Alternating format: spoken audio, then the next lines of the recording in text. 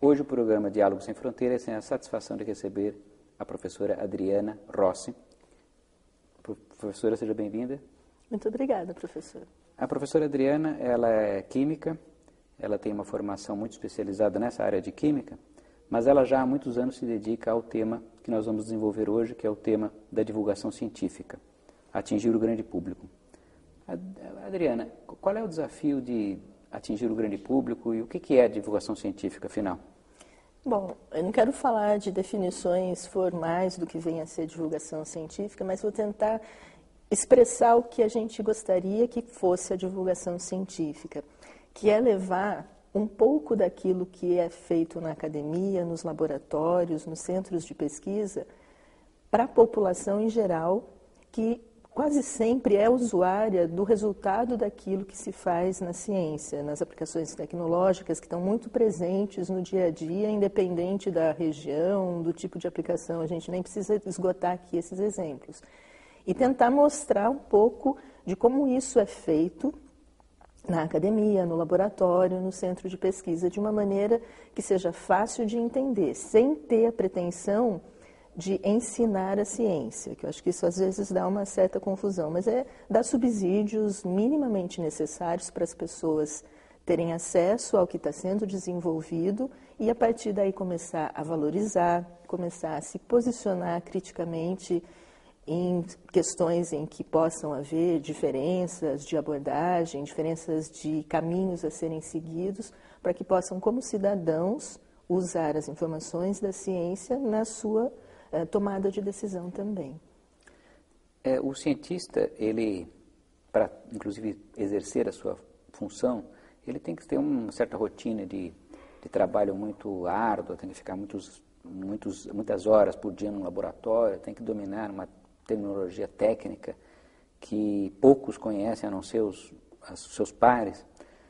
E, portanto, ele é treinado para isso. Quer dizer, ele tem que ter todo um treinamento para se autodisciplinar e se tornar um cientista. E aí a pergunta que surge é como fazer com que essa pessoa que se disciplinou para todo esse autocontrole, essa centralização da atenção, se volte para justamente atingir o grande público, uma criança, uma pessoa qualquer na rua, que não tenha nenhuma formação naquela área. Como é que você consegue fazer com que o cientista tenha essa formação? Bom, podemos pensar que seria o caminho de volta, né? O primeiro é o caminho da ida na alta especialização, que é indispensável para a ciência ser desenvolvida nas mais diferentes áreas. E isso requer, como você disse, um aprofundamento, um nível de especificação que acaba tornando muito difícil o caminho de volta. Desde a própria linguagem para expressar, para contar o que está sendo feito e para conseguir mostrar os aspectos mais relevantes. As dificuldades, elas passam por barreiras como a linguagem. Assim, eu sou química, então na química a gente tem isso muito marcado. Os nomes dos compostos que a gente lida são difíceis para um leigo, o nome dos processos são difíceis, mas essas dificuldades de linguagem estão com os advogados, estão com os médicos, todas as tribos que eu costumo dizer de profissionais têm a sua linguagem específica. Mudar um pouco dessa linguagem é muito difícil, porque quanto mais criterioso for o cientista, mais correto ele quer ser. E é muito difícil você fugir da linguagem específica sem cometer imprecisões. É que às vezes o cientista fica meio radical e ele não quer fazer simplificações. E aí isso vai gerar muita dificuldade de diálogo com a sociedade, não digo leiga, mas a sociedade não específica daquela área. Então é necessário ter assim, uma abertura de espírito muito grande, estar consciente para que, à medida que o tempo passa, isso vai ser indispensável. Porque a ciência ela não está fechada dentro de si mesma, fazendo coisas só para os cientistas. A gente, de certa forma, atende demandas e a gente cria demandas para a sociedade. Então, é preciso, sim, que os esforços sejam feitos para que a população comece a ter acesso a isso. Eu só estou dizendo que é difícil, mas é necessário. Então, como fazer isso? Eu imagino que parte do princípio de que é necessário despertar para que isso é indispensável. E a partir daí, se o cientista teve dificuldade para chegar ao seu alto grau de especialização, ele tem capacidade para vencer desafios. Então, usar essa capacidade para ir fazendo o caminho de volta, simplesmente no que diz respeito a tornar as suas informações acessíveis.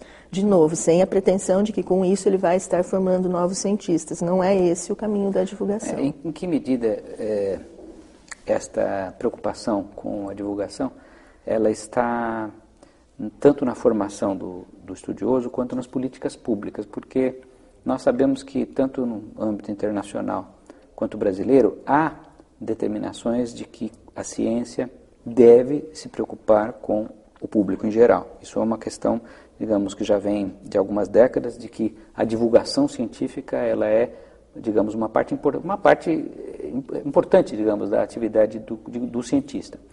Então, agora, se isso é assim, em que medida o cientista percebe que ele pode ser valorizado, que ele também pode ser valorizado por esse aspecto, e não só pelas suas descobertas, publicações, patentes, que seria, digamos, o reconhecimento mais tradicional do acadêmico? Bom, eu não acredito que assim, o reconhecimento público do mérito do trabalho seja alguma coisa que vá contar muito para o cientista. Mas tem um aspecto em que a divulgação científica ela é indispensável para que a ciência se mantenha e cresça. É a gente despertar interesse nos mais novos. Então, nesse ponto, o cientista vai sentir a necessidade de manter o seu próprio trabalho, de manter a ciência viva, e isso só vai ser feito com gente nova. Então, é necessário que a gente conquiste novos interessados. E nisso a divulgação científica é muito forte, é muito presente, e ela mostra para o cientista que é o caminho para retroalimentar os seus laboratórios, os seus espaços de trabalho.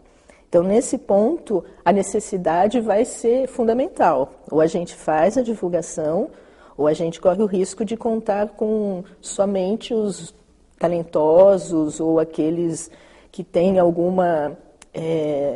interesse inato por alguma área da ciência. E assim, a gente não vai manter a ciência, a gente precisa motivar as pessoas. Então, nesse aspecto, a divulgação científica para os jovens tem esse ponto de fazer com que a gente traga mais pessoas para fazer ciência no futuro.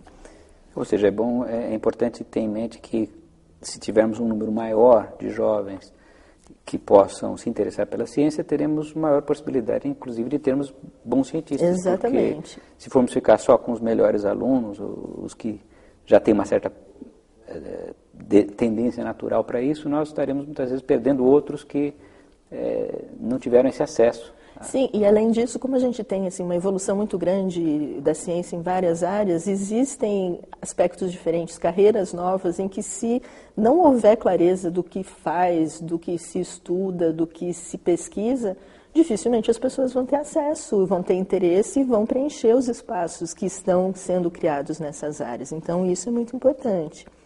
Mas, sem dúvida, também as pessoas adultas, aqueles que já fizeram suas opções profissionais, também são merecedores de atenção, porque a ciência não está caminhando sozinha inserida na sociedade. Então, a ciência depende de políticas públicas, a ciência depende de verbas, e verbas estão inseridas num contexto social maior, e que muitas vezes vai envolver disputas por atribuições de financiamentos, deslocamento de verbas governamentais, por exemplo, em que a comunidade, a sociedade como um todo se posiciona.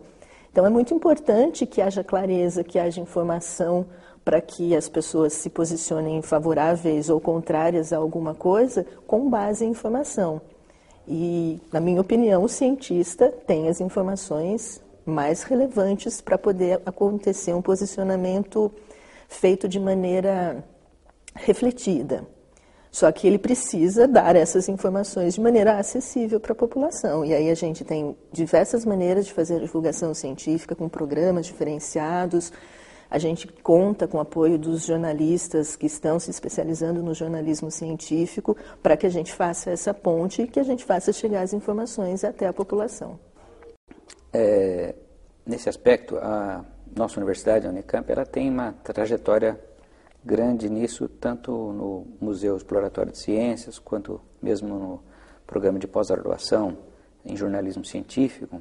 Então, a pergunta que eu te faria é se você acha que, no geral, no Brasil, como é que está essa questão do apoio à divulgação científica no âmbito acadêmico, universitário, em geral e aí em particular naquilo que você atua, que é aqui na nossa universidade, no dia a dia da divulgação científica.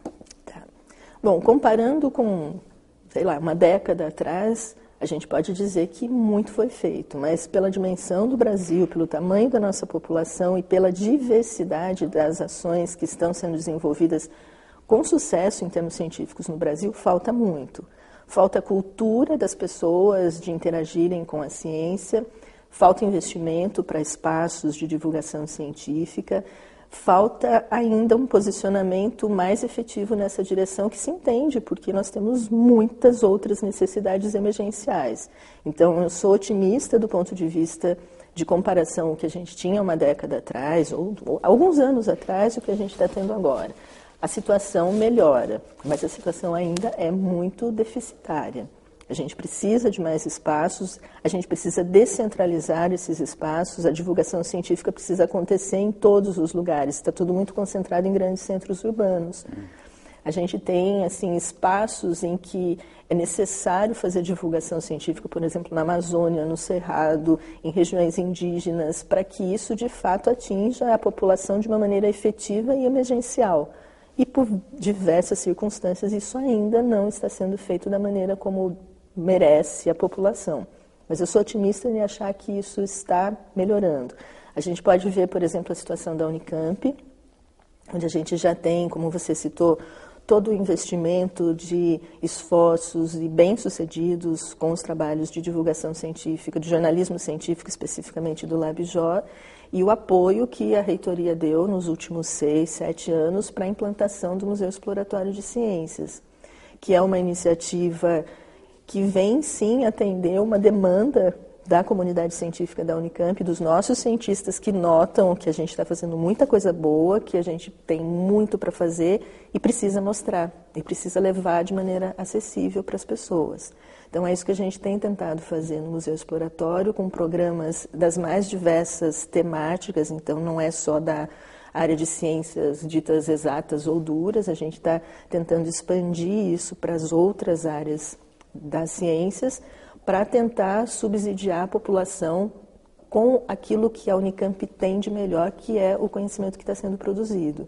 Então, a gente está, sim, abrindo espaço para mostrar o que é feito, não só em termos das pesquisas atuais, porque isso é um passo assim, muito ousado, mas principalmente de mostrar os conceitos, de mostrar aquilo que fundamenta cada uma das áreas, para que possa motivar as pessoas a quererem mais. Então, uma das características do Museu Exploratório em termos de divulgação científica é fazer as pessoas ficarem curiosas e quererem mais. Então, você vai lá, tem alguma coisa que vai encantar, a gente sempre fala disso, do encantamento que é indispensável acontecer.